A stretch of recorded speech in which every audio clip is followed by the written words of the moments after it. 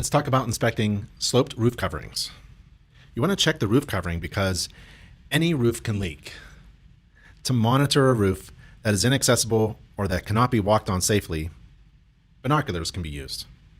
Look for deteriorating or loosening of flashing, signs of damage to the roof covering, and debris that can clog valleys and the gutters.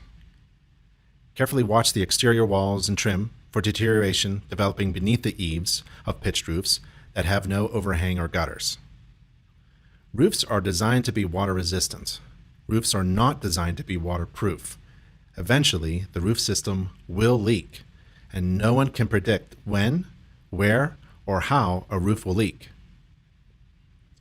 Wind and hail damage. Wind and hail can cause significant damage to your asphalt shingle roof. After a storm, a homeowner should hire a reputable roofing contractor or certified home inspector to evaluate the condition of their shingle roof. There's no need for a homeowner to risk their life doing something that an experienced professional does every day.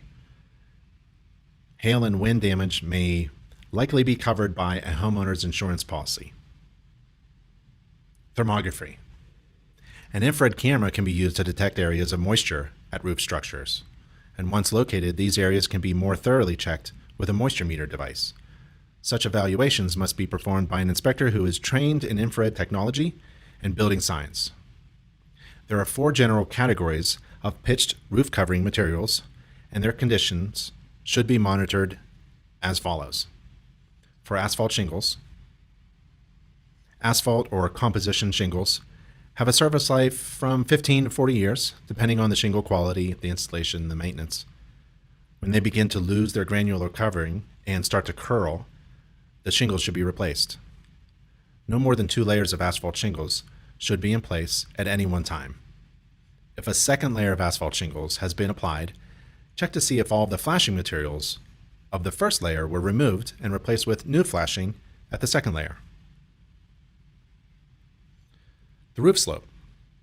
The slope, sometimes called by mistake pitch, the slope of a roof is expressed as a ratio of the rise, vertical distance, over the run, the horizontal distance.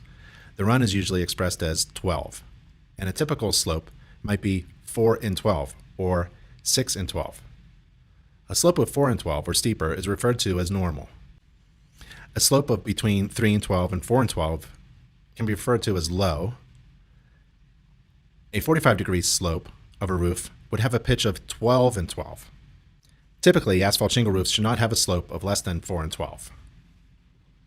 Underlayment. There should be underlayment installed. It should be at least a single layer of 15-pound asphalt saturated felt. Low slope roofs should have at least 2 such felt layers. If ice damming flashing at overhanging eaves is needed or present, there should be additional measures taken, in particular underlayment applied. The number of underlayment layers and the installation of underlayment are difficult to observe during a home inspection and would only need to be investigated if water intrusion occurs. Another common roof covering material is wood shingle and shake. This type of covering has a normal life expectancy of 20 to 30 years in climates that are not excessively hot or humid. Durability varies according to wood species, thickness, the slope of the roof, and whether the shingles are made of heartwood. Maintenance may include periodically treating the shingles with preservative. Shakes are hand split on at least one face and either tapered or straight. Shingles are sawn and tapered. They should not be walked on. These materials can easily break. The minimum slope for wood shingles is 3 in 12, and the minimum slope for shakes is 4 in 12. As wood shingles and shakes age, they dry, crack, and curl. In damp locations, they rot. When more than 1/3 show signs of deterioration, the homeowner should consider replacing them. Another common roof covering material is metal. Metal roofing. Metal can last 50 years or more if properly painted or otherwise maintained.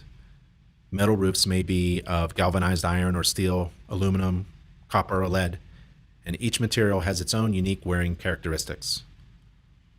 Check metal roofs for the development of rusting or pitting, corrosion due to galvanic reaction, and loose or open or leaking seams or joints. The types of metal, seams, and slope determine the construction details, and there are 3 basic seam types: batten, standing, and flat. There are also flat and formed metal panels. The slope of metal roofing can be from as low as 1/2 inch per foot, 1 to 24, to very steep. Snow guards on roofs with steeper slopes should be installed. In locations with heavy, long-lasting snow, bracket and pipe snow guards may also be necessary. Low-sloped metal roofs that are coated with tar-like material are probably patched or have pinholes and cannot be counted on to be water resistant. The 4th common type of roof covering material is slate, clay tile, or asbestos cement shingles. These roof coverings are extremely durable and, if of high quality and properly maintained, may last the life of the entire structure. The minimum slope for roofs of these materials is 4 and 12. Slate shingles should be secured by copper nails, except in the very driest of climates. Nail heads should be covered with sealant. Nails for tile roofs should be non-corroding. All these roof coverings are brittle materials, are easily broken, and should not be walked on. Use binoculars to look for missing, broken, or slipping pieces. Slate is particularly susceptible to breakage by ice or ice dams in the winter. You should have snow guards on steeper slopes, and in locations with heavy, long-lasting snow, snow guards may also be necessary. Moss will sometimes grow on asbestos cement shingles, but it can be removed with a cleaner to prevent capillary water leaks. Slate, clay tile, and asbestos shingles should be repaired or replaced by a qualified roofer. Let's talk a little about low-slope roof coverings. A roof that is nearly level or slightly pitched is called a low-slope roof. No roof should be actually level and flat. All roofs must have at least a slight slope to properly drain. Low-slope roofs can be expensive to repair, so care should be taken in their maintenance, and InterNACHI believes that every home should be inspected every year. Hiring a certified professional inspector should be part of a homeowner's routine home maintenance plan. Regular maintenance and periodic inspections for low-slope roofs are necessary. Problems with low-slope roofs are common and more difficult to diagnose than pitched roof problems because the path of water leakage through flat roofs is often quite hard to trace. You have to look for signs of ponding water or puddle formation on the surface due to either improper drainage or sagging of the roof deck. If the cause is a sagging deck, it should be structurally corrected. Look at the flashing and the joints all around the roof penetrations, including the drains, soil stacks, chimneys, skylights, hatchways, antenna mountings, and other roof-mounted elements. Inspect to see if metal flashing needs painting or re-anchoring, if the asphalt or rubber flashings are brittle and cracked. Parapet wall caps and flashing may develop damage due to wall movement and moisture. There are 4 categories, essentially, of low-slope roof covering materials, and they should be monitored. Built-up roofing, BUR. Built-up roofs are composed of several layers of roofing felt that is lapped, cemented together with bituminous material, and protected by a thin layer of gravel or crushed stone.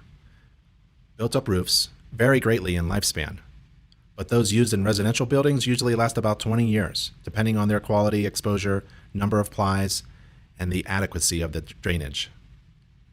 Because built-up roofs are composed of several layers, they can hold moisture in the form of water or water vapor between the layers. Moisture not only accelerates deterioration, it can also leak into a building.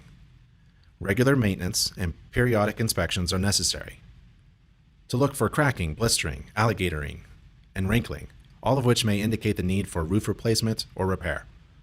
Homeowners should consult an experienced roofer or their local neighborhood home inspector for further evaluation if they have doubt about the roof's apparent condition. Single-ply membrane roofing. A single-ply membrane roof consists of plastic, modified bitumen, and synthetic rubber sheeting that is laid over the roof deck, usually in a single ply and often with a top coating to protect it from ultraviolet light degradation. Single-ply roofs are installed in 3 basic ways: fully adhered, mechanically attached, and loose laid with ballast. If properly installed and maintained, a single-ply roof should last 20 years. Roof penetrations and seams are the most vulnerable parts of a single-ply membrane roofing and should be carefully monitored. The material is also susceptible to ultraviolet light deterioration. A protective coating can be applied, but will need to be reapplied periodically. Check carefully for surface degradation on an unprotected roof and fading of the coating on a protected roof. Check also for signs of water ponding and poor drainage. Roll roofing. Roll roofing should be inspected before and after the winter season. Roll roofing consists of an asphalt-saturated, granular-covered roofing felt that is laid over the roof deck. Inspect roll roofing for cracking, blistering, surface erosion, and torn sections. Seams are the most vulnerable part of a roll roofing and should be carefully checked for signs of separation and lifting. Also, check for signs of water ponding and poor drainage. In seismic zones, check the bracing of masonry parapets and gables, and consider consulting a structural engineer to determine the need for additional bracing or strengthening. Skylights. A leaking skylight is a common experience. From outside, check the glazing for cracks or breaks, loosening of the flashing, and rusting or decaying of frames. Skylights should be checked from the interior too, and don't be surprised if the skylight has a leak. Gutters and downspouts. All gutters need to be kept clean. They should be sloped uniformly without sags to downspouts. Gutter and downspout materials are usually galvanized steel, aluminum, copper, or plastic. Houses with pitched roofs can have a variety of drainage systems. With a sufficient overhang, water can drain directly to the ground without being collected at the roof edge. Drainage of low-slope roofs is accomplished in one of three ways: without gutters or downspouts, with gutters and downspouts, or by downspouts that go down through a building's interior. Drainage without gutters and downspouts can damage the exterior wall with overflow.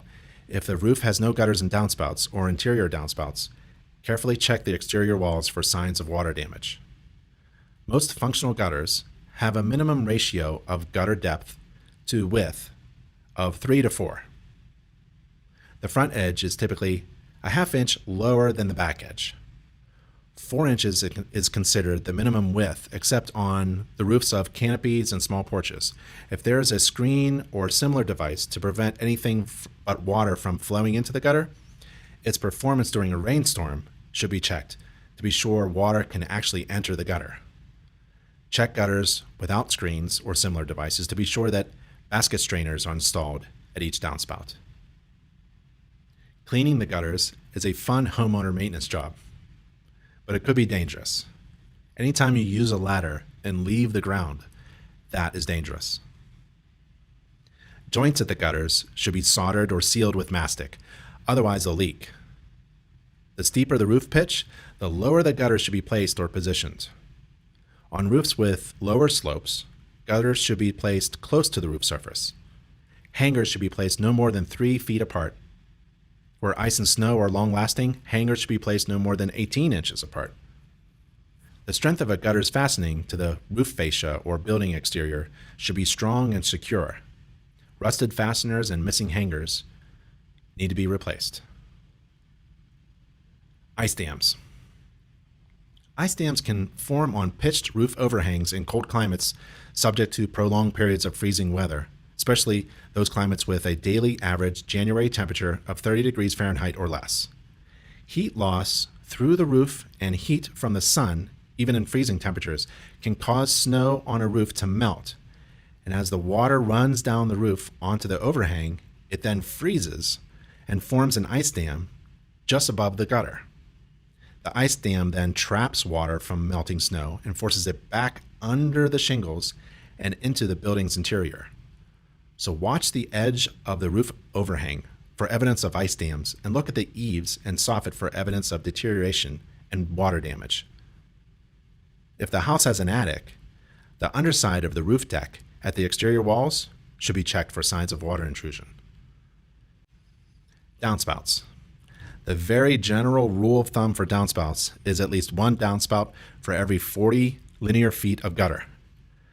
For roofs with gutters, make sure that the downspouts discharge so water drains away from the foundation. Downspouts can be checked for size. 7 square inches is generally the minimum, except for small roofs or canopies. There should be attachments or straps at the bottom, the top, and at each joint. Downspout fasteners can rust, deform, fail, or become loose. On houses with multiple roofs, one roof sometimes drains onto another roof. Where that happens, water should not discharge directly onto the roofing material. The best practice is to direct water from higher gutters to discharge into lower gutters through downspout pipes. Occasionally, wooden gutters and downspouts are used, usually on older and historic homes. They may be built into roof eaves and concealed by roof fascias. Wooden gutters are especially susceptible to rot. Pitched roofs in older buildings may end at a parapet wall with a built-in gutter integrated with the roof flashing. At this complicated location, drainage is accomplished by a scupper, which is a metal-lined opening through the parapet wall that discharges into a leader head box that, in turn, discharges into a downspout. The leader head box should have a strainer. Check the scupper for deterioration in open seams. All metal roof flashings, scuppers, leader head boxes, and downspouts should be made of similar metals to prevent galvanic corrosion.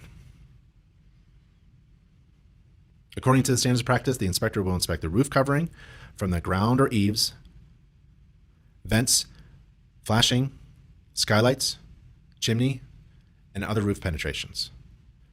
The inspector is not required to walk upon any roof surface, perform a water test, or warrant the roof. Skylights are notorious for developing leaks. Prediction of when, how, or where a roof leak will develop is beyond the scope of a visual home inspection.